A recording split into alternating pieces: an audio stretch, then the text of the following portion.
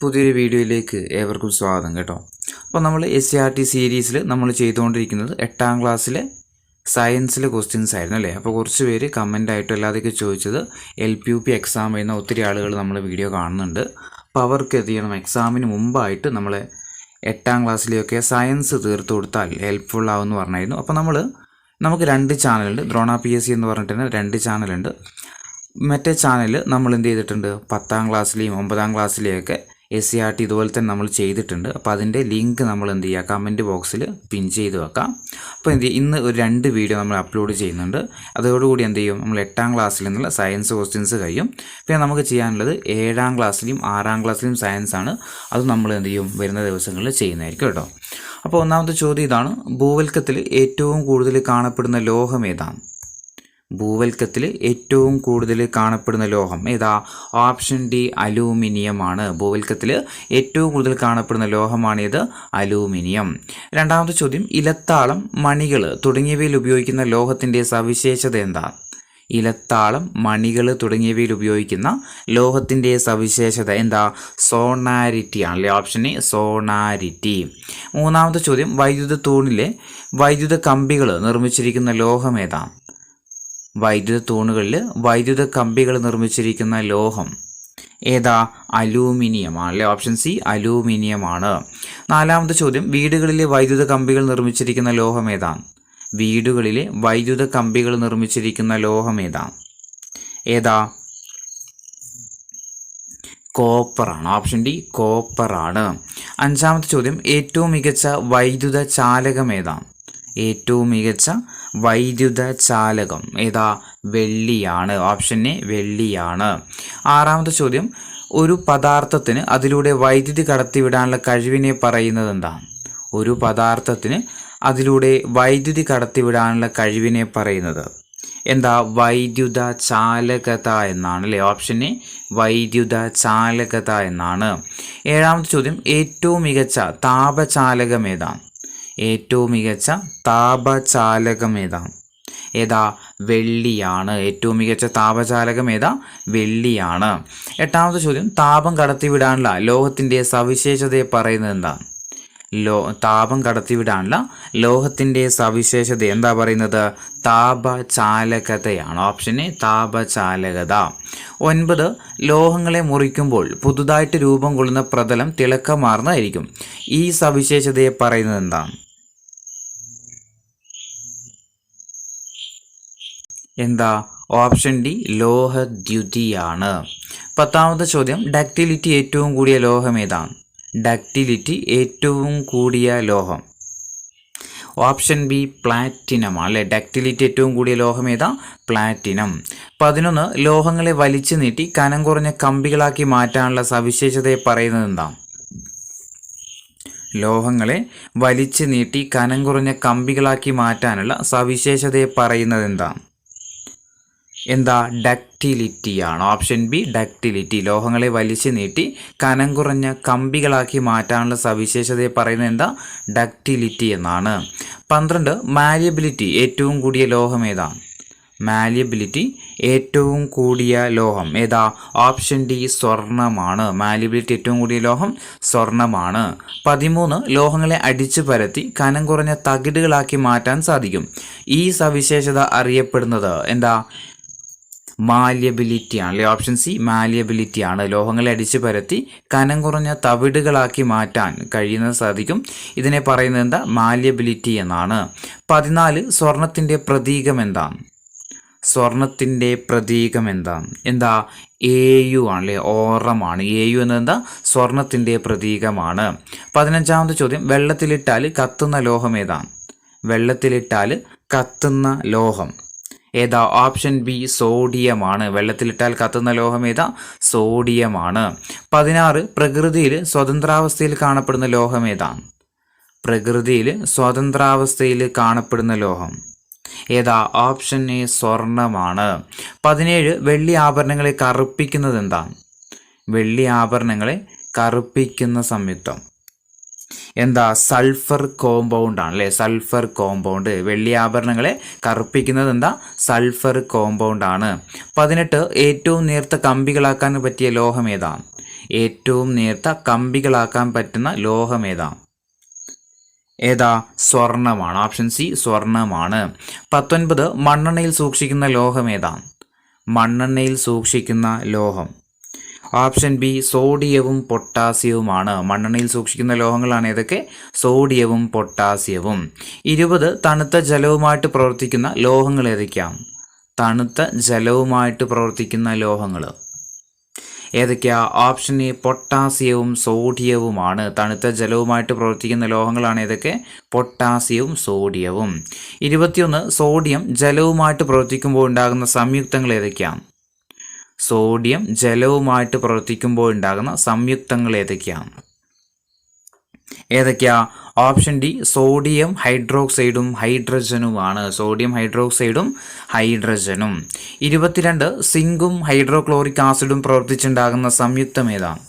സിങ്കും hydrochloric ആസിഡും പ്രവർത്തിച്ചുണ്ടാകുന്ന സംയുക്തം ഏതാ? സിങ്ക് ക്ലോറൈഡ് ആണ്. Option C zinc chloride. സിങ്കും ഹൈഡ്രോക്ലോറിക് ആസിഡും പ്രവർത്തിച്ചുണ്ടാകുന്ന സംയുക്തമാണ് ഇത് സിങ്ക് ക്ലോറൈഡ്.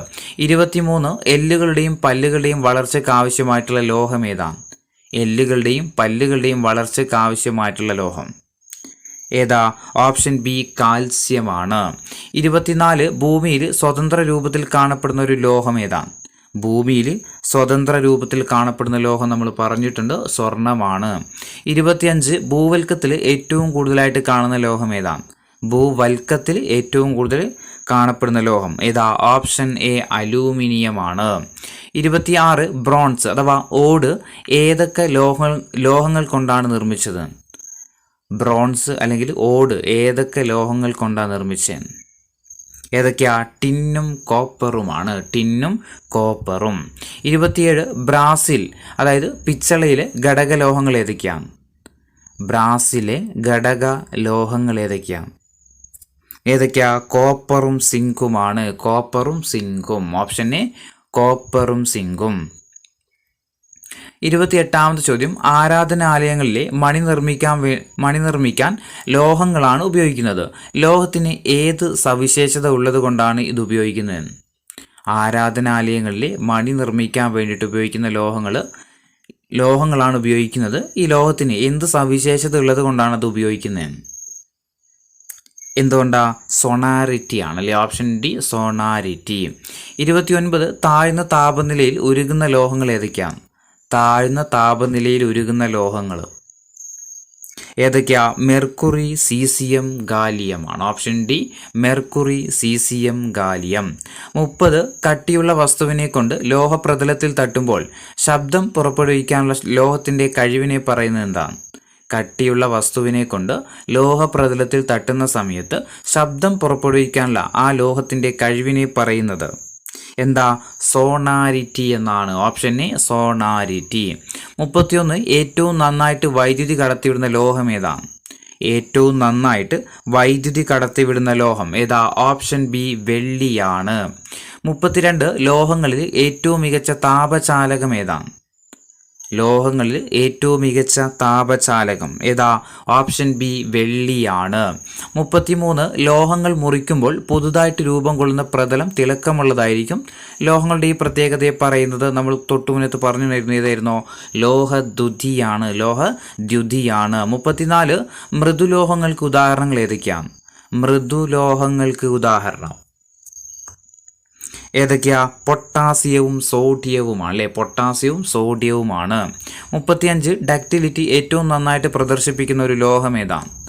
ഡക്റ്റിലിറ്റി ഏറ്റവും നന്നായിട്ട് പ്രദർശിപ്പിക്കുന്ന ലോഹം ഏതാ? പ്ലാറ്റിനമാണ്. Option C platinum. 36 ലോഹങ്ങളെ വലിച്ചു നീട്ടി കനം കുറഞ്ഞ കമ്പികളാക്കി മാറ്റുന്നതിനെ ഡാഷ് എന്ന് പറയുന്നു. റിപ്പീറ്റേഷൻ ഉണ്ടാവും. എത്രമാത്രം നമ്മൾ റിപ്പീറ്റ് ചെയ്യുന്നു അത്രമാത്രം നമ്മൾ എന്ത് ചെയ്യും? അത് പഠിച്ചിട്ട് പോകും കേട്ടോ. അതുകൊണ്ട് ഞാൻ ഇനി സ്കിപ്പ് ചെയ്യുന്നില്ല. എന്ത് ചെയ്യും? റിപ്പീറ്റ് ഉള്ളത് പറഞ്ഞിട്ട് തന്നെ പോവാം. അപ്പോൾ എന്ത് ചെയ്യും? നമുക്ക് നല്ലോണം പഠിക്കാൻ കഴിയും. ലോഹങ്ങളെ വലിച്ചു നീട്ടി കനം കുറഞ്ഞ കമ്പികളാക്കി മാറ്റുന്നതിനെ എന്താ പറയുന്നത്? എന്താ? ഡക്റ്റിലിറ്റി എന്നാണ്. ഓപ്ഷൻ ഡി ഡക്റ്റിലിറ്റി ആണ്. 37 മാലിയബിലിറ്റി കൂടിയ ലോഹം ഏതാണ്? മാലിയബിലിറ്റി കൂടിയ ലോഹം ഏതാ? സ്വർണ്ണമാണ് അല്ലേ. Option A സ്വർണ്ണമാണ്. 38 ലോഹങ്ങളെ അടിച്ചു പരത്തി കനം കുറഞ്ഞ തകിടുകളാക്കി മാറ്റാൻ കഴിയുന്നതിനെ പറയുന്നത് എന്താ? ലോഹങ്ങളെ അടിച്ചു പരത്തി കനം കുറഞ്ഞ തകിടുകളാക്കി മാറ്റാൻ കഴിയുന്നതിന് എന്താ പറയുന്നത്? എന്താ? മാലിയബിലിറ്റി ആണ് അല്ലേ. Option D malleability. 39 ആൽക്കഹോളും ജലവും ചേർന്ന മിശ്രിതത്തിൽ നിന്ന് ലീനത്തിൻ്റെ അവസ്ഥ ഏതാണ്? ആൽക്കഹോളും ജലവും ചേർന്ന മിശ്രിതത്തിൽ ലീനത്തിൻ്റെ അവസ്ഥ ഏതാണ്? ഏതാ? ദ്രാവകമാണ് അല്ലേ. Option A ദ്രാവകമാണ്. 40 മഷി ഏതുതരം മിശ്രിതം? മഷി ഏതുതരം മിശ്രിതം? ഏതാ? ഒരു കൊളോയിഡാണ്. ഓപ്ഷൻ ബി കൊളോയിഡിന് ഉദാഹരണമാണ് ഏത്? മഷി എന്ന് പറയുന്നത്. 41 കുപ്പി മരുന്നുകൾ ഏത് വിഭാഗത്തിൽ ഉൾപ്പെടുന്നതാണ്? സ്റ്റെബിലൈസർ ആണോ, കൊളോയിഡ് ആണോ, സസ്പെൻഷൻ ആണോ? കുപ്പി മരുന്നുകൾ എന്തിലാണ് വരുന്നത്? സസ്പെൻഷനാണ്. ഓപ്ഷൻ സി സസ്പെൻഷനാണ്. 42 ഭക്ഷ്യവസ്തുക്കളിൽ പൈനാപ്പിൾ സുഗന്ധത്തിന് ചേർക്കുന്ന രാസവസ്തു ഏതാണ്? ഭക്ഷ്യവസ്തുക്കളിൽ പൈനാപ്പിളിൻ്റെ സുഗന്ധത്തിന് ചേർക്കുന്ന രാസവസ്തു ഏതാണ്? ഏതാ? അലൈൻ ഹെക്സോയനേറ്റ് ആണ്. Option B allyl hexanoate. 43 ഭക്ഷ്യവസ്തുക്കൾക്ക് പുളിരുചി കൂട്ടാൻ വേണ്ടിയിട്ട് ചേർക്കുന്ന രാസവസ്തു ഏതാണ്? ഭക്ഷ്യവസ്തുക്കൾക്ക് പുളിരുചി കൂട്ടാൻ വേണ്ടിയിട്ട് ഉപയോഗിക്കുന്ന രാസവസ്തു ഏതാ? ഫോസ്ഫോറിക് ആസിഡ് ആണ്. Option A phosphoric acid. 44 ഭക്ഷ്യവസ്തുക്കൾക്ക് രുചി കൂട്ടാൻ വേണ്ടിയിട്ട് ചേർക്കുന്ന രാസവസ്തു ഏതാണ്? ഭക്ഷ്യവസ്തുക്കൾക്ക് രുചി കൂട്ടാൻ വേണ്ടിയിട്ട് ഉപയോഗിക്കുന്ന രാസവസ്തു ഏതാ? വാനിലിൻ ആണ്. Option B vanillin. ഭക്ഷ്യവസ്തുക്കൾക്ക് രുചി കൂട്ടാൻ വേണ്ടിയിട്ട് ഉപയോഗിക്കുന്നതാണ് ഏത്? വാനിലിൻ. 45 ഭക്ഷ്യവസ്തുക്കൾക്ക് ചുവപ്പ് നിറം നൽകുന്ന രാസവസ്തു ഏതാണ്? ചുവപ്പ് നിറം ഭക്ഷ്യവസ്തുക്കൾക്ക് ചുവപ്പ് നിറം നൽകാൻ വേണ്ടിയിട്ട് ചേർക്കുന്ന രാസവസ്തു ഏതാ? എറിത്രോസിൻ ആണ് കേട്ടോ. എറിത്രോസിന്. Option A എറിത്രോസിന്. 46 ഭക്ഷ്യപദാർത്ഥങ്ങൾക്ക് മഞ്ഞ നിറം നൽകുന്ന രാസവസ്തു ഏതാണ്? ഭക്ഷ്യപദാർത്ഥങ്ങൾക്ക് മഞ്ഞ നിറം നൽകുന്ന രാസവസ്തു ഏതാ? ടാർട്രസിൻ ആണ് അല്ലേ. ഓപ്ഷൻ ഡി ടാർട്രസിൻ ആണ്. 47 സ്റ്റെബിലൈസറുകൾക്ക് ഉദാഹരണം ഏതാണ്? തന്നിരിക്കുന്നതിൽ സ്റ്റെബിലൈസറുകൾക്ക് ഉദാഹരണം ഏതൊക്കെയാ? ഗ്ലിസറൈൻ എസ്റ്റർ ഓഫ് റോസിൻ ഉണ്ട്, സൂക്രോസ് അസറ്റേറ്റ് ഐസോബ്യൂട്ടറേറ്റ് ഉണ്ട്, brominated vegetable oil. Option D ഇവയെല്ലാം എന്ത് തന്നെയാണ്? സ്റ്റെബിലൈസറുകൾക്ക് ഉദാഹരണമാണ്. 48 കൊളോയിഡിന് ഉദാഹരണം അല്ലാത്തത് ഏതാണ്? തന്നിരിക്കുന്നതിൽ കൊളോയിഡിന് ഉദാഹരണം അല്ലാത്തത് ഏതാ? പഞ്ചസാര ലായിനി ആട്ടോ. ഓപ്ഷൻ എ പഞ്ചസാര ലായിനി. കൊളോയിഡിന് ഉദാഹരണം അല്ലാത്തതാണ് ഇത് പഞ്ചസാര ലായിനി. കൊളോയിഡിന് ഉദാഹരണം ഏതൊക്കെയാ? നേർത്ത കഞ്ഞിവെള്ളം, മൂടൽമഞ്ഞ്, മഷി. ഇതൊക്കെ എന്താ? കൊളോയിഡിന് ഉദാഹരണമാണ്. 49 ഒരു മിശ്രിതത്തിൻ്റെ എല്ലാ ഭാഗത്തും ഘടകങ്ങൾ ഒരേ അനുപാതത്തിലല്ല ചേർന്നിരിക്കുന്നതെങ്കിൽ ആ മിശ്രിതത്തെ എന്താ പറയുന്നത്? ഒരു മിശ്രിതത്തിൻ്റെ എല്ലാ ഭാഗത്തും ഘടകങ്ങൾ ഒരേ അനുപാതത്തിൽ അല്ല ചേർന്നിരിക്കുന്നതെങ്കിൽ ആ മിശ്രിതത്തെ എന്താ പറയുക? ഭിന്നാത്മക മിശ്രിതം എന്നാണ്. ഓപ്ഷൻ ബി ഭിന്നാത്മക മിശ്രിതം. 50 ഏകാത്മക മിശ്രിതത്തിന് ഉദാഹരണം അല്ലാത്തത് ഏതാണ്? അല്ലാത്തതാണ് ഏകാത്മക മിശ്രിതത്തിന് ഉദാഹരണം അല്ലാത്തത്. പഞ്ചസാര ലായനി, ഉപ്പ് ലായനി, വായു, ചെളിവെള്ളം. ഇതിൽ ഏകാത്മക മിശ്രിതത്തിന് ഉദാഹരണമല്ലാത്തത് ഏതാ? ചെളിവെള്ളമാണ്. Option D ചെളിവെള്ളമാണ്.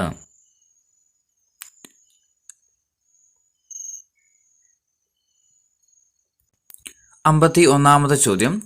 ഒരു മിശ്രിതത്തിൻ്റെ എല്ലാ ഭാഗത്തും ഘടകങ്ങൾ ഒരേ അനുപാതത്തിലാണ് ചേർന്നിരിക്കുന്നതെങ്കിൽ ആ മിശ്രിതത്തെ എന്താ പറയുന്നത്? ഒരു മിശ്രിതത്തിൻ്റെ എല്ലാ ഭാഗത്തും ഘടകങ്ങൾ ഒരേ അനുപാതത്തിലാണ് ചേർന്നിരിക്കുന്നതെങ്കിൽ ആ മിശ്രിതത്തെ എന്താ പറയുന്നത്? എന്താ? ഏകാത്മക മിശ്രിതം എന്നാണ്. ഓപ്ഷൻ എ ഏകാത്മക മിശ്രിതം. ഒരു മിശ്രിതത്തിൻ്റെ എല്ലാ ഭാഗത്തും ഘടകങ്ങൾ ഒരേ അനുപാതത്തിലാണ് ചേർന്നിരിക്കുന്നതെങ്കിൽ ആ മിശ്രിതത്തെ എന്ത് പറയും? ഏകാത്മക മിശ്രിതം എന്നാണ് പറയുന്നത്.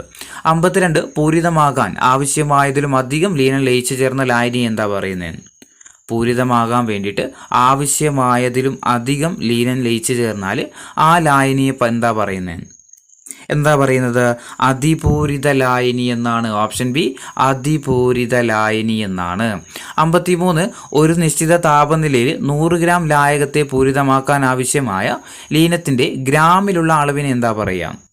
ഒരു നിശ്ചിത താപനിലയിൽ 100 ഗ്രാം ലായകത്തെ പൂരിതമാക്കാൻ ആവശ്യമായ ലീനത്തിന്റെ ഗ്രാമിലുള്ള അളവിന് എന്താ പറയുന്നത്?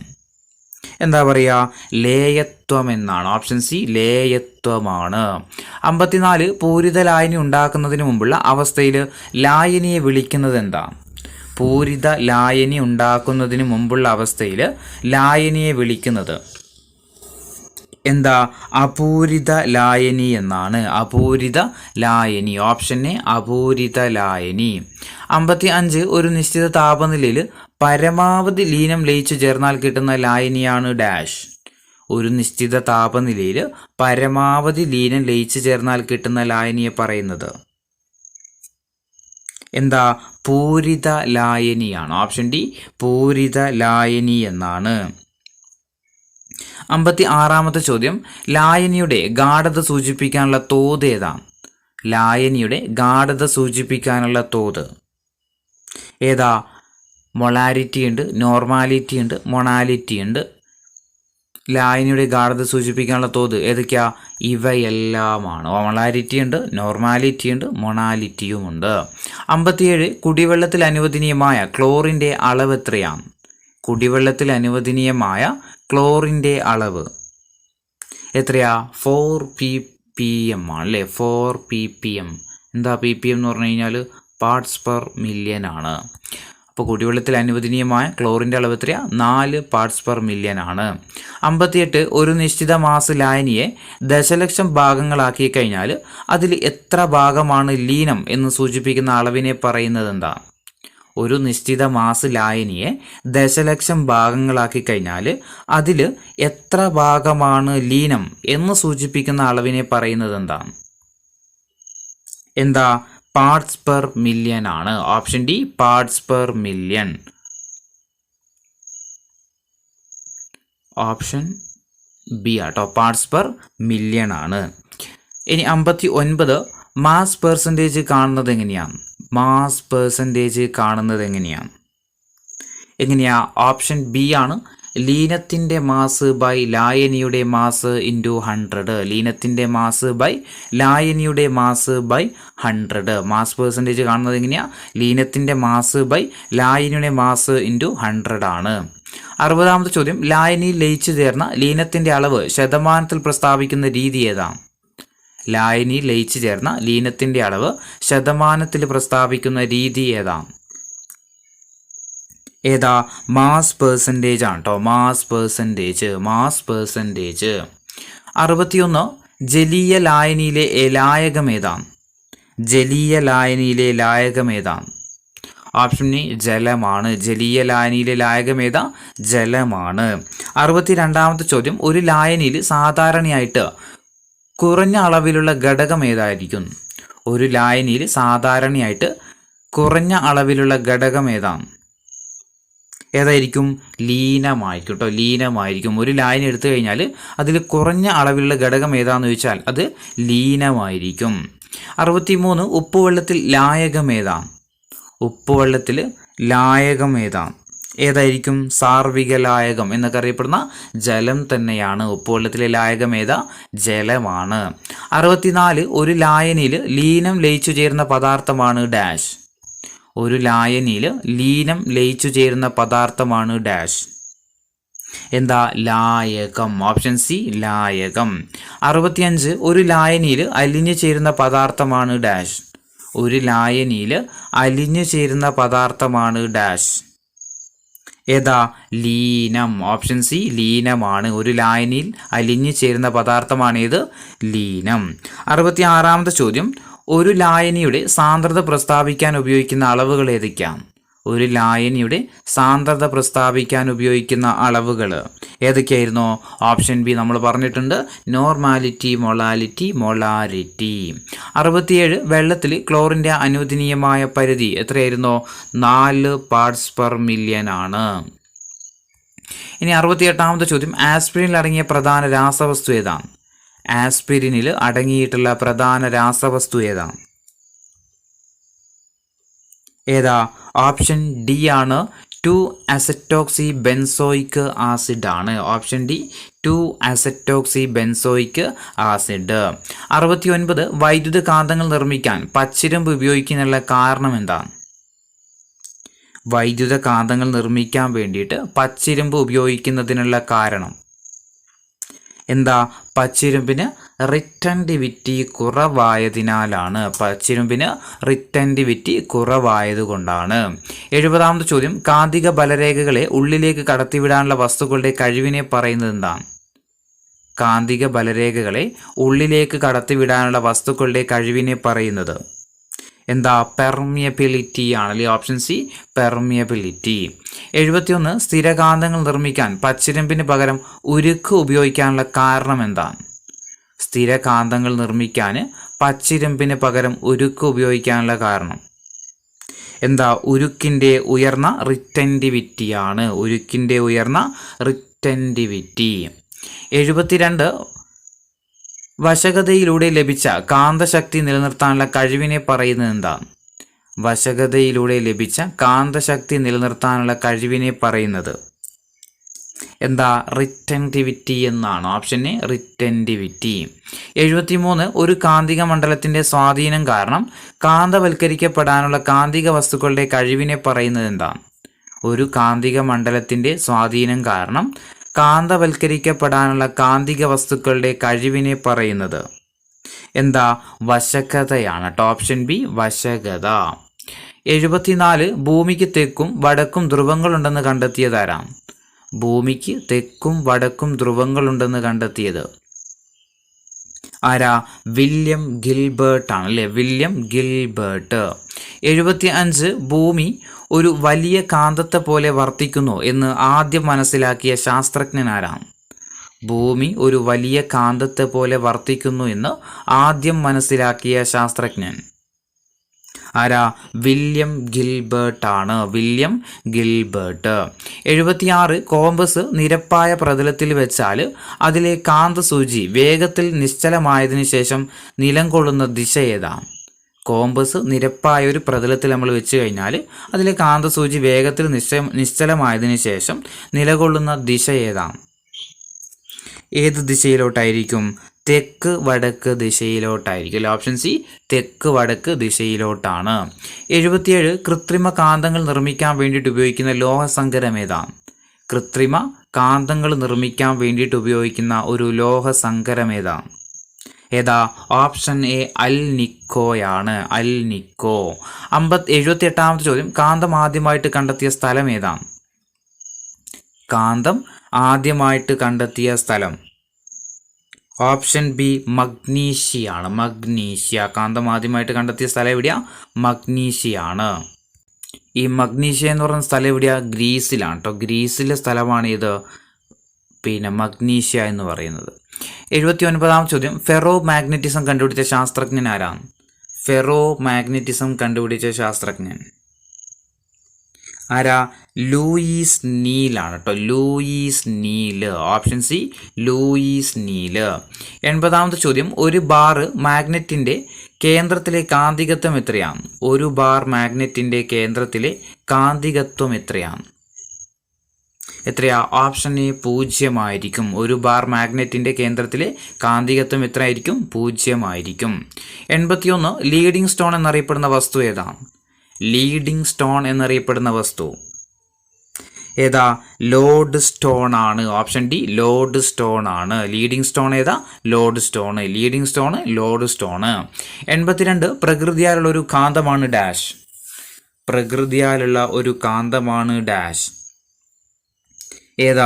Load stone. Option A lode stone. 83 retentivity വളരെ കുറഞ്ഞ വസ്തുവാണ് ഡാഷ്. റിറ്റൻറ്റിവിറ്റി ഏറ്റവും കുറഞ്ഞ വസ്തു പച്ചിരുമ്പാട്ടോ. Option C പച്ചിരുമ്പാണ്. 84 ഒരു കാന്തിക മണ്ഡലത്തിന്റെ സ്വാധീനം കാരണം കാന്തിക വസ്തുവിന് ലഭിക്കുന്ന കാന്തശക്തി നിലനിർത്താനുള്ള കഴിവിനെ പറയുന്നത് എന്താണ്? ഒരു കാന്തിക മണ്ഡലത്തിന്റെ സ്വാധീനം കാരണം കാന്തിക വസ്തുവിന് ലഭിക്കുന്ന കാന്തശക്തി നിലനിർത്താനുള്ള കഴിവിനെ പറയുന്നത് എന്താ? റിറ്റൻറ്റിവിറ്റി ആണ്. Option C retentivity. 85 കാന്തത്തിൻ്റെ സാന്നിധ്യം മൂലം ഒരു കാന്തിക വസ്തുവിന് കാന്തശക്തി ലഭിക്കുന്ന പ്രതിഭാസമാണ് ഡാഷ്.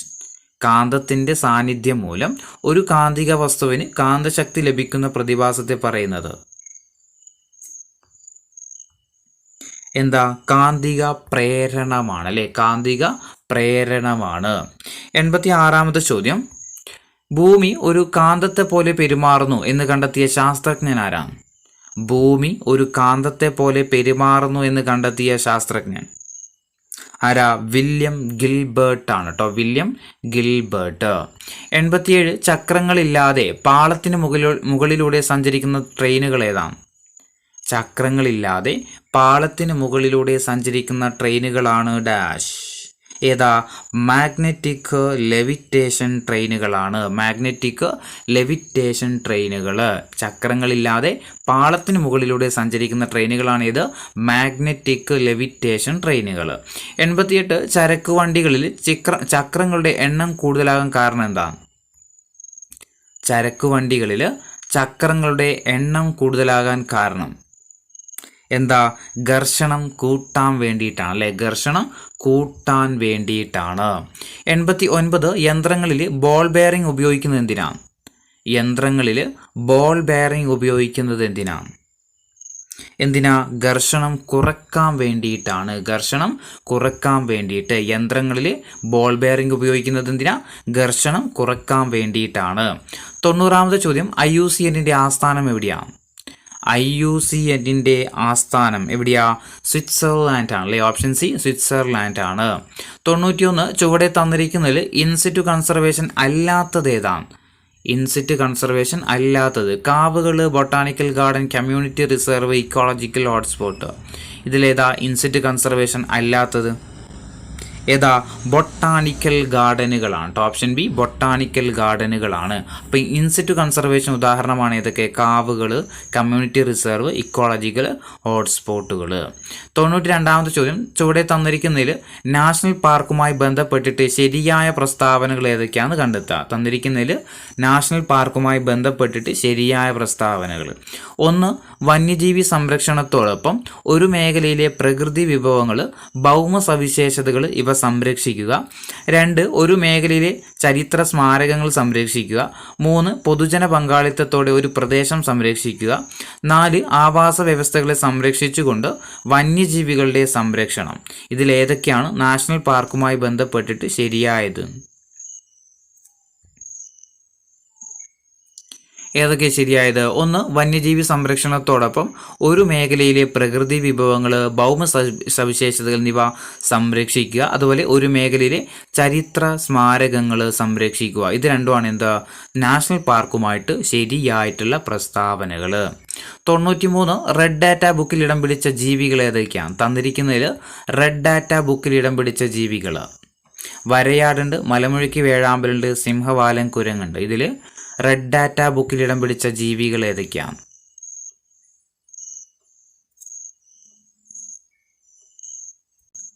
ഏതൊക്കെയാ? ഓപ്ഷൻ സി ആണ്. ഇവയെല്ലാം എന്താണ്? റെഡ് ഡാറ്റ ബുക്കിൽ ഇടം പിടിച്ച ജീവികളാണ്. 94 തന്നിരിക്കുന്നതിൽ വംശനാശം സംഭവിക്കാത്ത ജീവി ഏതാണ്? തന്നിരിക്കുന്നതിൽ വംശനാശം സംഭവിക്കാത്ത ജീവി ഏതാണ്? ഏതാ? ഓപ്ഷൻ എ മലബാർ വെരുകാണ്. മലബാർ വെരുക്. അപ്പം വംശനാശം സംഭവിച്ച ജീവികളാണ് ഏതൊക്കെ? സഞ്ചാരിപ്രാവുകൾ, ഡോഡോ, ക്വാഗ്വ എന്നൊക്കെ പറയുന്നു കേട്ടോ. ഈ ഒരു ചോദ്യം നമ്മുടെ ലാസ്റ്റ് നടന്ന എനിക്ക് തോന്നുന്നു അഡ്മിനിസ്ട്രേറ്റീവ് OAന് ഇതേ ചോദ്യം ചോദിച്ചായിരുന്നു കേട്ടോ. തന്നിരിക്കുന്നതിൽ വംശനാശം സംഭവിച്ചു കൊണ്ടിരിക്കുന്ന ജീവികൾ ഏതൊക്കെയാണെന്ന് കണ്ടുപിടിക്കാൻ വേണ്ടിയിട്ട്. ഇനി 95ാമത്തെ ചോദ്യം, ചുവടെ തന്നിരിക്കുന്നതിൽ തെറ്റായ പ്രസ്താവന കണ്ടെത്തുക കേട്ടോ. തെറ്റായ പ്രസ്താവനയാണ് കണ്ടെത്തേണ്ടത്. നിശബ്ദ വസന്തം എന്ന പുസ്തകം രചിച്ചത് റേച്ചൽ കേഴ്സൺ ആണ്. 2 ഇൻസെക്ടിസൈഡ് എന്ന പേരിൽ DDT പെട്രോളുമായിട്ട് ചേർത്ത് ഉപയോഗിക്കുന്നു. 3 ലോകത്താദ്യമായിട്ട് DDT നിരോധിച്ചത് 1962 അമേരിക്കയിലാണ്. 4 നിശബ്ദ വസന്തം പ്രസിദ്ധീകരിച്ചത് 1962. ഇതിൽ തെറ്റായ പ്രസ്താവനകൾ ഏതൊക്കെയാണ്? ഏതൊക്കെയാ തെറ്റായിട്ടുള്ള പ്രസ്താവനകൾ? നിശബ്ദ വസന്തം എന്ന പുസ്തകം രചിച്ചത് റേച്ചൽ ഗേഴ്സൺ ആണ്, ശരിയാണ്. 2, ഇൻസെക്ടിസൈഡ് എന്ന പേരിൽ DDT പെട്രോളുമായിട്ട് ചേർത്ത് ഉപയോഗിക്കുന്നു, തെറ്റാണ്. ലോകത്ത് ആദ്യമായിട്ട് DDT നിരോധിച്ചത് 1962 അമേരിക്കയിലാണ്, തെറ്റാണ്. നിശബ്ദ വസന്തം പ്രസിദ്ധീകരിച്ചത് 1962, അതെന്താണ്? ശരിയായിട്ടുള്ള പ്രസ്താവനയാണ്. അപ്പോൾ തെറ്റായിട്ടുള്ളത് ഏതൊക്കെയാ? 2ഉം 3ഉം ആണ് എന്ത് തെറ്റായിട്ടുള്ള പ്രസ്താവനകൾ. DDT നിരോധിക്കുന്നത് എന്നാ? 1972 കേട്ടോ, 72. ഇനി 96 ജൈവ വൈവിധ്യം എന്ന വാക്കിന്റെ ഉപജ്ഞാതാവാരാണ്? ജൈവ വൈവിധ്യം എന്ന വാക്കിന്റെ ഉപജ്ഞാതാവാരാണ്? ആരാ? വാൾട്ടർ ജി റോസൺ ആണ് അല്ലേ, വാൾട്ടർ ജി റോസൺ ആണ്. 97 പൂവും പൂമ്പാറ്റയും ഏതുതരം ജീവിബന്ധമാണ്? പൂവും പൂമ്പാറ്റയും ഏതുതരം ജീവിബന്ധത്തിന് ഉദാഹരണമാണ്? ഏതാ? മ്യൂച്വലിസം ആണ് അല്ലേ, ഓപ്ഷൻ ഡി മ്യൂച്വലിസം ആണ്. 98 തന്നിരിക്കുന്നതിൽ കമൻസലിസം എന്ന ബന്ധത്തിൽ ഉൾപ്പെടുന്നത് ഏതാണ്? തന്നിരിക്കുന്നതിൽ കമൻസലിസം എന്ന ബന്ധത്തിൽ ഉൾപ്പെടുന്നത് ഏതാ? മാവും മരവാഴയുമാണ്, ഓപ്ഷൻ ഡി മാവും മരവാഴയും. കമൻസലിസം എന്ന ബന്ധത്തിൽ ഉൾപ്പെടുന്നതാണ് ഇത്, മാവും മരവാഴയും. 99 രണ്ട് ജീവികൾ തമ്മിലുള്ള ബന്ധത്തിൽ രണ്ട് ജീവികൾക്കും ഗുണമുള്ള ബന്ധം ഏതാണ്? രണ്ട് ജീവികൾ തമ്മിലുള്ള ബന്ധത്തിൽ രണ്ട് ജീവികൾക്കും ഗുണമുള്ള ബന്ധം ഏതാണ്? ഏതാ? ഓപ്ഷൻ സി മ്യൂച്വലിസം ആണ്. രണ്ട് ജീവികൾ തമ്മിലുള്ള ബന്ധത്തിൽ രണ്ട് ജീവികൾക്കും ഗുണമുള്ള ബന്ധമാണിത്, മ്യൂച്വലിസം. 100 മാവും ഇത്തിൽക്കണ്ണിയും തമ്മിലുള്ള ജീവിബന്ധം ഏതാണ്? മാവും ഇത്തിൽക്കണ്ണിയും തമ്മിലുള്ള ജീവബന്ധം ഏതാ? പരാതജീവനമാണ് അല്ലേ, പരാതജീവനം. മാവും ഇത്തിൽക്കണ്ണിയും തമ്മിലുള്ള ജീവബന്ധം ഏതാ? പരാതജീവനമാണ്. 101 ശരിയായിട്ടുള്ള ഭക്ഷ്യ ശൃംഖല ഏതാന്ന് കണ്ടെത്തുക. വീഡിയോ ഒന്ന് പൗസ് ചെയ്യുക, എന്നിട്ട് എന്ത് ചെയ്യുക? ശരിയായിട്ടുള്ള ഭക്ഷ്യ ശൃംഖല ഏതാന്ന് കണ്ടുപിടിക്കുക. ഏതാ? ഓപ്ഷൻ ബി ആണ്, പുൽച്ചാടി, തവള, പാമ്പ്, പരുന്ത് എന്നുള്ള കേട്ടോ. സോറി, പുൽച്ചെടി, പുൽച്ചാടി, തവള, പാമ്പ്, പരുന്ത്. പുൽച്ചെടി, പുൽച്ചാടി, തവള, പാമ്പ്, പരുന്ത്. 102 ചുവടെ തന്നിരിക്കുന്നതിൽ പോഷണതലവുമായി ബന്ധപ്പെട്ടിട്ട് ശരിയായ പ്രസ്താവനകൾ കണ്ടുപിടിക്കുക. 1 ഭക്ഷ്യശൃംഖലയിലെ ഒരു ജീവിയുടെ സ്ഥാനത്തെ കുറിക്കുന്നു. ഭക്ഷ്യശൃംഖലയിലെ ഒരു ജീവിയുടെ സ്ഥാനത്തെ കുറിക്കുന്നു. എന്താ? പോഷണതലവുമായി ബന്ധപ്പെട്ടിട്ട് ശരിയായതല്ല കണ്ടുപിടിക്കാൻ പറഞ്ഞത്. ഒന്നാമത്തത് ഭക്ഷ്യശൃംഖലയിലെ ഒരു ജീവിയുടെ സ്ഥാനത്തെ കുറിക്കുന്നു. 2 സസ്യങ്ങൾ 1-ാം പോഷണതലത്തിൽ ഉൾപ്പെടുന്നു. 3 സസ്യാഹാരികൾ 3-ാം പോഷണതലത്തിൽ പെടുന്നു. 4 മാംസാഹാരികൾ 4-ാം പോഷണതലത്തിൽ പെടുന്നു. ഇതിൽ ശരിയായിട്ടുള്ള പ്രസ്താവനകൾ ഏതൊക്കെയാണ്?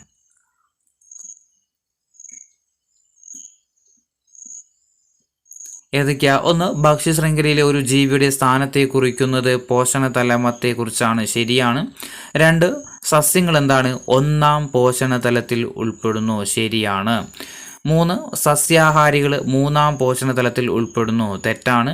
മാംസാഹാരികൾ 4-ാം പോഷണതലത്തിൽ ഉൾപ്പെടുന്നു, അതും എന്താണ്? തെറ്റായിട്ടുള്ള പ്രസ്താവന. ഏതൊക്കെയാണ് ശരിയുള്ളത്? 1ഉം 2ഉം എന്തുള്ളൂ? ശരിയായ പ്രസ്താവനകളുള്ളൂ.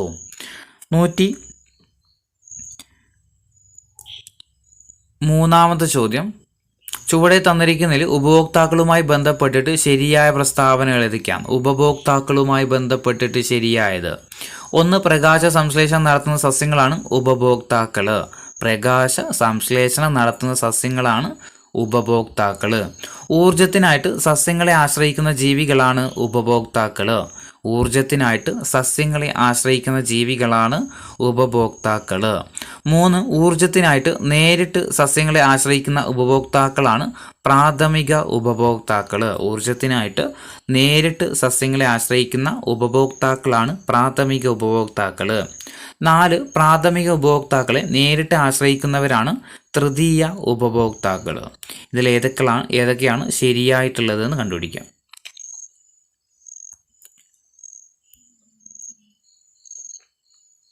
ഏതൊക്കെയാണ് ശരിയായിട്ടുള്ളത്? ഒന്നാമത്തത് പ്രകാശ സംശ്ലേഷണം നടത്തുന്ന സസ്യങ്ങളാണ് ഉപഭോക്താക്കൾ. ശരിയാണോ? തെറ്റാണല്ലേ. പ്രകാശ സംശ്ലേഷണം നടത്തുന്ന സസ്യങ്ങളാണ് ഉപഭോക്താക്കൾ എന്നുള്ളത് എന്താണ്? തെറ്റാണ്. എന്താ? ഉൽപാദകരാണ് അല്ലേ ശരിക്കും. ഇപ്പോൾ 2, ഊർജ്ജത്തിനായിട്ട് സസ്യങ്ങളെ ആശ്രയിക്കുന്ന ജീവികളാണ് ഉപഭോക്താക്കൾ. ഊർജ്ജത്തിനായിട്ട് സസ്യങ്ങളെ ആശ്രയിക്കുന്ന ജീവികളാണ് ഉപഭോക്താക്കൾ. അതെന്താണ്? ശരിയായിട്ടുള്ള പ്രസ്താവനയാണ്. 3, ഊർജ്ജത്തിനായിട്ട് നേരിട്ട് സസ്യങ്ങളെ ആശ്രയിക്കുന്ന ഉപഭോക്താക്കളാണ് പ്രാഥമിക ഉപഭോക്താക്കൾ. ശരിയാണ്. 4, പ്രാഥമിക ഉപഭോക്താക്കളെ നേരിട്ട് ആശ്രയിക്കുന്നവരാണ് തൃതീയ ഉപഭോക്താക്കൾ. തെറ്റാണ്. ദ്വിതീയ ഉപഭോക്താക്കളാണ് അല്ലേ. അപ്പോൾ ഇതിൽ ശരിയായിട്ടുള്ളത് എത്രയാ? 2ഉം 3ഉമാണ് അല്ലേ. ഓപ്ഷൻ സി ആണ്. 2ഉം 3ഉം ആണ് എന്ത്? ശരിയായിട്ടുള്ള പ്രസ്താവനകൾ. 104 ചുവടെ തന്നിട്ടുള്ളതിൽ ഇക്കോളജിയുമായി ബന്ധപ്പെട്ടിട്ട് ശരിയായ പ്രസ്താവനകൾ. ഇക്കോളജിയുമായി ബന്ധപ്പെട്ടിട്ട് ശരിയായിട്ടുള്ള പ്രസ്താവനകൾ. 1, ജീവജാലങ്ങൾ തമ്മിലും ജീവജാലങ്ങളും അവയുടെ ചുറ്റുപാടുകളെയും കുറിച്ചുള്ള പഠനമാണ് ഇക്കോളജി. 2, ആവാസ വ്യവസ്ഥകളെക്കുറിച്ചുള്ള പഠനമാണ് ഇക്കോളജി. 3, ജീവികൾ തമ്മിലുള്ള ബന്ധത്തെക്കുറിച്ചുള്ള പഠനമാണ് ഇക്കോളജി. 4, പരിസ്ഥിതി സംരക്ഷണത്തെക്കുറിച്ചുള്ള പഠനമാണ് ഇക്കോളജി. ഇതിലേതൊക്കെയാണ് ഇക്കോളജിയുമായി ബന്ധപ്പെട്ടിട്ട് ശരിയായത്? ഏതൊക്കെയായിരിക്കും ഇക്കോളജിയുമായി ബന്ധപ്പെട്ടിട്ട് ശരിയായത്? 1, ജീവജാലങ്ങൾ തമ്മിലും ജീവജാലങ്ങളും അവയുടെ ചുറ്റുപാടുകളെയും കുറിച്ചുള്ള പഠനമാണ്. ശരിയാണ്. 2, ആവാസ വ്യവസ്ഥയെക്കുറിച്ചുള്ള പഠനമാണ്. ജീവികൾ തമ്മിലുള്ള ബന്ധത്തെക്കുറിച്ചുള്ള പഠനമാണ്. പരിസ്ഥിതി സംരക്ഷണത്തെക്കുറിച്ചുള്ള പഠനമാണ്. ഇതൊക്കെ എന്താണ്? ഇക്കോളജി എന്നതിൻ്റെ നിർവചനത്തിൽ വരുന്നതാണ്. 105 പ്രകാശ സംശ്ലേഷണ സമയത്ത് സസ്യങ്ങൾ പുറന്തള്ളുന്ന വാതകം ഏതാണ്?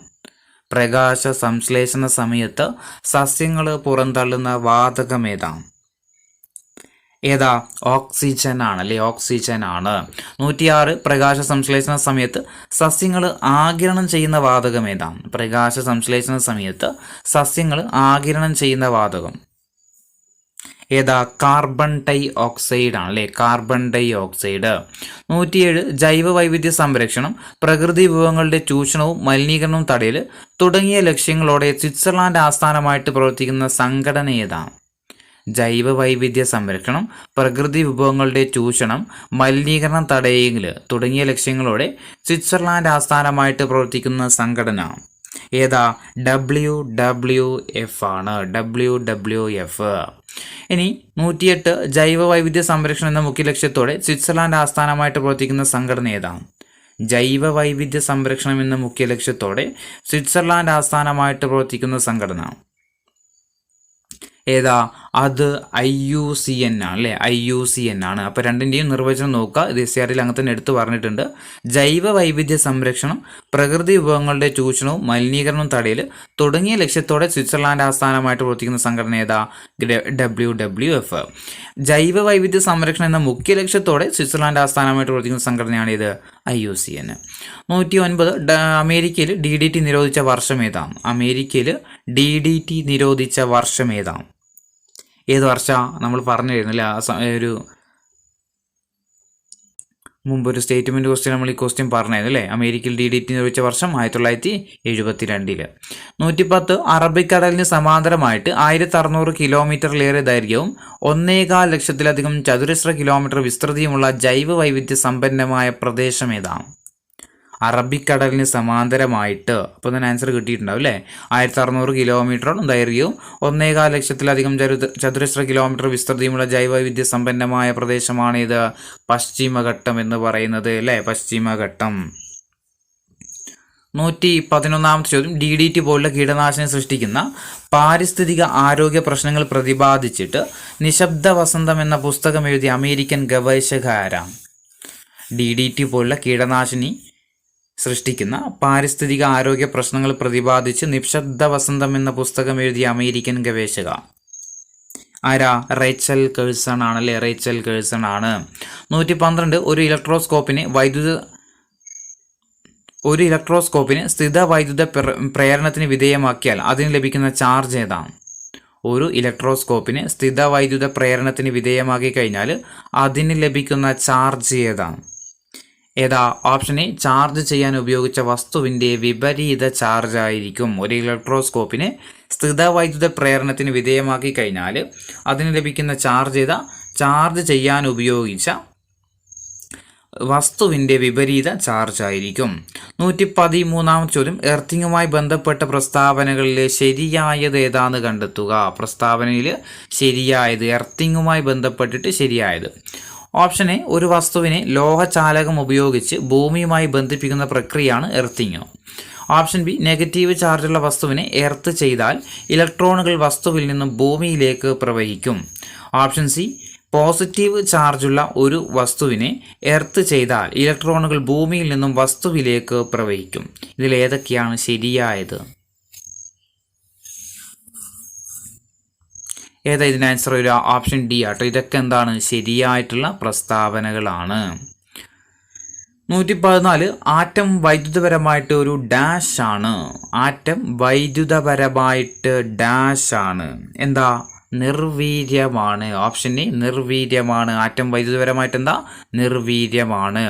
115, വൈദ്യുതി ചാർജുകളെ പോസിറ്റീവ് എന്നും നെഗറ്റീവ് എന്നും നാമകരണം ചെയ്തു തരാം. വൈദ്യുത ചാർജുകളെ പോസിറ്റീവ് എന്നും നെഗറ്റീവ് എന്നും നാമകരണം ചെയ്തു തരാം. ആരാ? ബെഞ്ചമിൻ ഫ്രാങ്ക്ലിൻ ആണ് അല്ലേ? ബെഞ്ചമിൻ ഫ്രാങ്ക്ലിൻ ആണ്. 116, അന്തരീക്ഷത്തിലെ ചാർജുള്ള മേഘങ്ങൾ തമ്മിലോ ചാർജുള്ള മേഘങ്ങളും ഭൂമിയും തമ്മിലോ ഉണ്ടാകുന്ന വൈദ്യുത ഡിസ്ചാർജ് ആണ് ഡാഷ്. അന്തരീക്ഷത്തിലെ ചാർജുള്ള മേഘങ്ങൾ തമ്മിലോ ചാർജുള്ള മേഘങ്ങളും ഭൂമിയും തമ്മിലോ ഉണ്ടാകുന്ന വൈദ്യുത ഡിസ്ചാർജ് ആണ് ഡാഷ്. എന്താ? മിന്നലാണ് അല്ലേ? ഓപ്ഷൻ എ, മിന്നലാണ്. 117, കപ്പാസിറ്റൻസിൻ്റെ യൂണിറ്റ് എന്താ? കപ്പാസിറ്റൻസിൻ്റെ യൂണിറ്റ് എന്താ? ഫാരഡ് ആണ് അല്ലേ? ഫാരഡ് ആണ്. കപ്പാസിറ്റൻസിൻ്റെ യൂണിറ്റ് എന്താ? ഫാരഡ് ആണ്. 118, ഒരു കപ്പാസിറ്റൻസിൻ്റെ ചാർജ് സംഭരിക്കാനുള്ള ശേഷി അറിയപ്പെടുന്നത് എന്താ? ഒരു കപ്പാസിറ്റൻസിൻ്റെ ചാർജ് സംഭരിക്കാനുള്ള ശേഷി അറിയപ്പെടുന്നത് എന്താ? എന്താ? കപ്പാസിറ്റൻസ് ആണ് അല്ലേ? കപ്പാസിറ്റൻസ്. 119, താഴെ തന്നിരിക്കുന്നവയിൽ ഒരു കപ്പാസിറ്റൻസിൻ്റെ പ്ലേറ്റുകൾക്കിടയിൽ ഡൈ ഇലക്ട്രിക് ആയിട്ട് ഉപയോഗിക്കുന്നത് എന്താ? താഴെ തന്നിരിക്കുന്നവയിൽ ഒരു കപ്പാസിറ്റൻസിൻ്റെ പ്ലേറ്റുകൾക്കിടയിൽ ഡൈ ഇലക്ട്രിക് ആയിട്ട് ഉപയോഗിക്കുന്നത് എന്താ? പേപ്പർ, വായു, പോളിസ്റ്റർ, പച്ചിരുമ്പ്. ഇതിൽ ഒരു കപ്പാസിറ്റൻസിൻ്റെ പ്ലേറ്റുകൾക്കിടയിൽ ഡൈ ഇലക്ട്രിക് ആയിട്ട് ഉപയോഗിക്കുന്നത് എന്താ?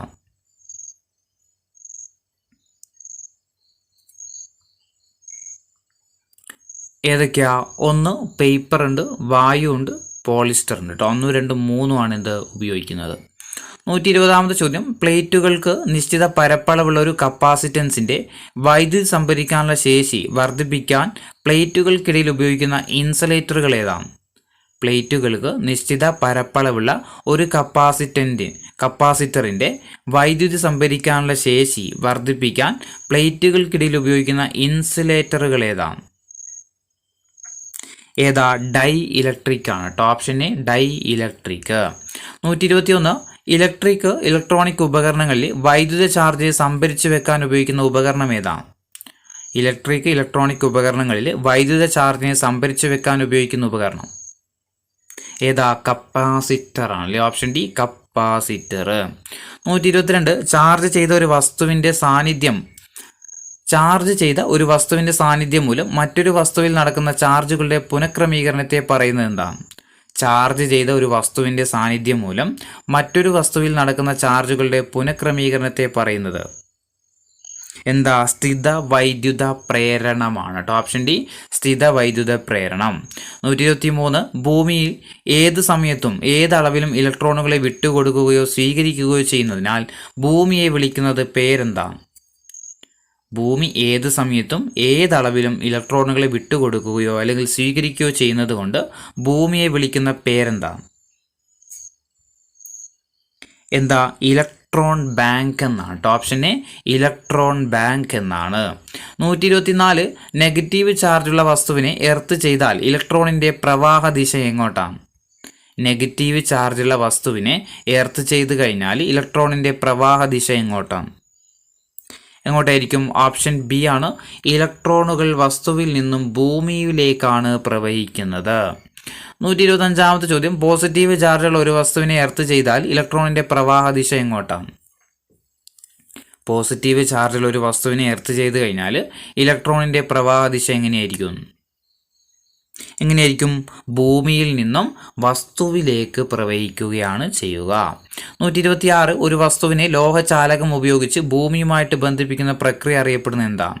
ഒരു വസ്തുവിനെ ലോഹചാലകം ഉപയോഗിച്ചുകൊണ്ട് ഭൂമിയുമായിട്ട് ബന്ധിപ്പിക്കുന്ന പ്രക്രിയ അറിയപ്പെടുന്നതാണ് എന്ത്? എർത്തിങ് അല്ലെ? Option D earthing. 127 ഒരു വസ്തുവിലെ ചാർജ് നിർവീര്യമാക്കുന്ന പ്രവർത്തനം അറിയപ്പെടുന്നത് എന്താണ്? ഒരു വസ്തുവിലെ ചാർജ് നിർവീര്യമാക്കുന്ന പ്രവർത്തനം അറിയപ്പെടുന്നത് എന്താ? ഡിസ്ചാർജിങ് ആണ് അല്ലെ? ഓപ്ഷൻ സി ഡിസ്ചാർജിങ് ആണ്. 128 സ്ഥിതവൈദ്യുത ചാർജിന്റെ സാന്നിധ്യം അറിയാനുള്ള ഉപകരണം ഏതാണ്? സ്ഥിതവൈദ്യുത ചാർജിന്റെ സാന്നിധ്യം അറിയാനുള്ള ഉപകരണം എന്താ? ഇലക്ട്രോസ്കോപ്പ് ആണ്. Option B electroscope. 129 വസ്തുക്കൾക്ക് ചാർജ് ഉണ്ടെന്ന് സ്ഥിരീകരിക്കാനുള്ള മാർഗം എന്താണ്? വസ്തുക്കൾക്ക് ചാർജ് ഉണ്ടെന്ന് സ്ഥിരീകരിക്കാനുള്ള മാർഗം എന്താണ്?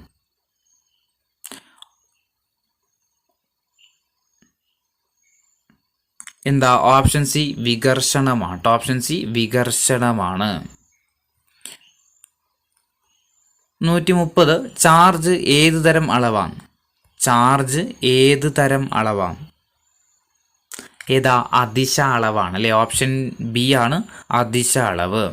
131 വൈദ്യുത ചാർജിന്റെ സവിശേഷതകളിൽ പെടാത്തത് ഏതാണ്? പെടാത്തതാണ് വൈദ്യുത ചാർജിന്റെ സവിശേഷതകളിൽ പെടാത്തത്. ഓപ്ഷൻ എ ചാർജുള്ള വസ്തു ചാർജില്ലാത്ത വസ്തുക്കളെ ആകർഷിക്കുന്നു. ഓപ്ഷൻ ബി വിജാതീയ ചാർജുകൾ തമ്മിൽ വികർഷിക്കുന്നു. ഓപ്ഷൻ ഡി സജാതീയ ചാർജുകൾ തമ്മിൽ വികർഷിക്കുന്നു. Option C ഇവയൊന്നുമല്ല. ഇതിൽ വൈദ്യുത ചാർജിന്റെ സവിശേഷതകളിൽ പെടാത്തത് ഏതാ? ഓപ്ഷൻ ബി ആണ് വിജാതീയ ചാർജുകൾ തമ്മിൽ വികർഷിക്കുന്നു എന്നുള്ളത് എന്താണ്? വൈദ്യുത ചാർജിന്റെ സവിശേഷതയല്ല. 132 ചോദ്യം താഴെ കൊടുത്തിരിക്കുന്നവയിൽ ഉരസൽ മൂലം വൈദ്യുതീകരിക്കാനാകാത്തത് ഏതാണ്? താഴെ കൊടുത്തിരിക്കുന്നതിൽ ഉരസൽ മൂലം വൈദ്യുതീകരിക്കാൻ കഴിയാത്തത് ഏതാണ്? 1 ആംപർ, 2 plastic, 3 hacksaw blade, 4 PVC pipe. ഇതിൽ ഉരസൽ മൂലം വൈദ്യുതീകരിക്കാൻ കഴിയാത്തത് ഏതാണ്? ഏതാ? 3 മാത്രമാണ്. ഹാക്സോ ബ്ലേഡ് മാത്രമാണ്. ഓപ്ഷൻ എ ആണ് 3 മാത്രം.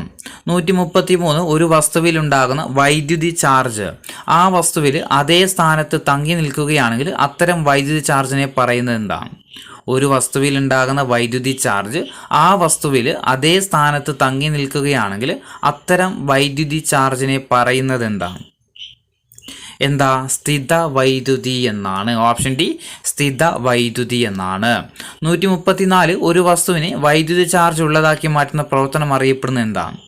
ഒരു വസ്തുവിനെ വൈദ്യുത ചാർജ് ഉള്ളതാക്കി മാറ്റുന്ന പ്രവർത്തനം അറിയപ്പെടുന്നത് എന്താ?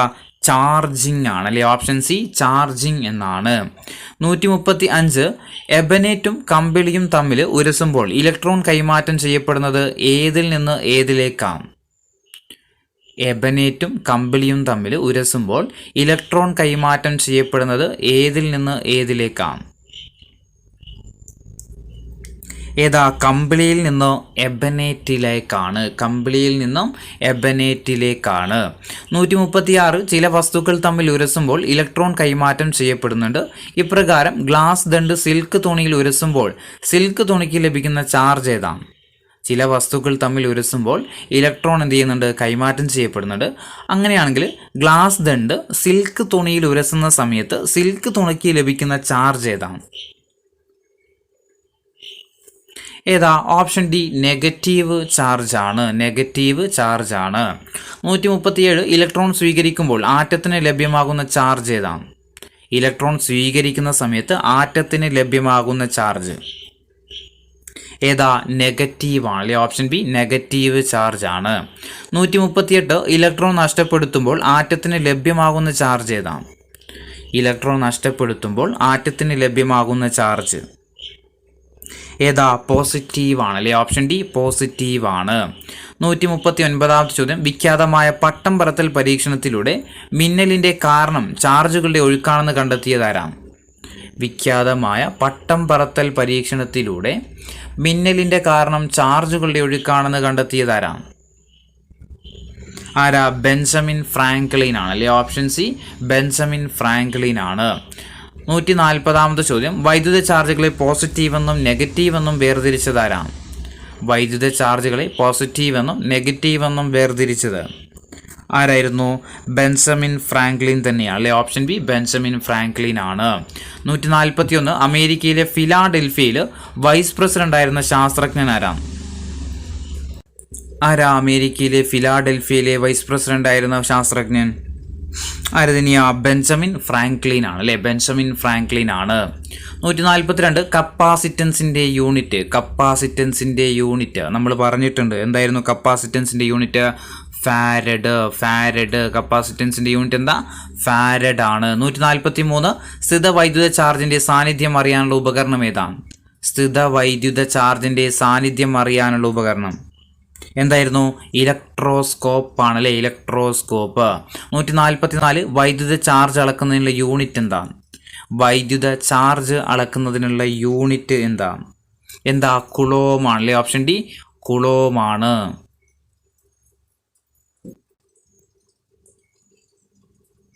145ാമത്തെ ചോദ്യം, ആറ്റത്തിലെ ചാർജ് ഇല്ലാത്ത കണം ഏതാണ്? ആറ്റത്തിലെ ചാർജ് ഇല്ലാത്ത കണം ഏതാ? ന്യൂട്രോൺ ആണല്ലേ. ന്യൂട്രോൺ ആണ് ചാർജ് ഇല്ലാത്ത കണം. ന്യൂട്രൽ ആണ്, ചാർജ് ഇല്ല. അപ്പോൾ ഇത്രയാണ് ഉള്ളത്. അടുത്ത വീഡിയോ എന്ത് ചെയ്യാം, നമുക്ക് ഒരു 3 മണിയാകുമ്പോൾ എന്ത് ചെയ്യാം, നമുക്ക് അടുത്ത വീഡിയോ അപ്ലോഡ് ചെയ്യാം കേട്ടോ.